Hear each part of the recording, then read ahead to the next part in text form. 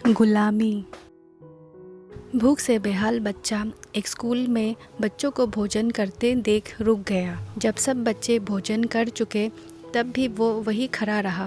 भोजन काफ़ी बचा हुआ था। भोजन परोसने वाले ने उसे बुलाया और उससे पूछा, भूखा है क्या? तू भी खा ले। बच्चे ने कहा, घर में माँ भी भूखी है। क्यों? क्या घर में कोई कमाने वाला नहीं है?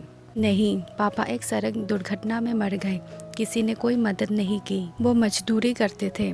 और माँ क्या करती है? वो भी मजदूरी करती है, पर रोज रोज काम कहाँ मिलता है। और कल से उसे बुखार भी है। सरकार दवाई तो दे भी देती है, पर खाना नहीं देती।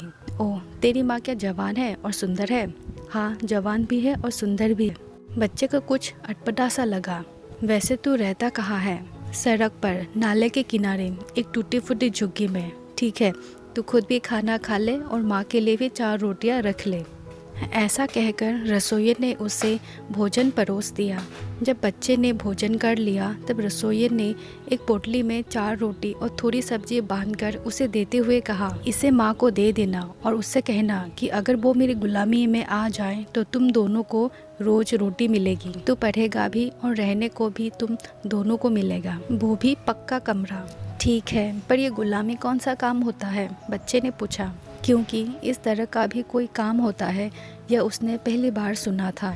तू नहीं समझेगा, पर तेरी अम्मा समझ जाएगी। ठीक है। बच्चा गुलामी का अर्थ तो न समझ सका, पर उसके चेहरे पर खुशी थी। घर जाकर खुशी खुशी उसने माँ को रोटी दी और सारी बात बताया। यह सुनकर उसकी माँ की आंखों में आंसू आ गए।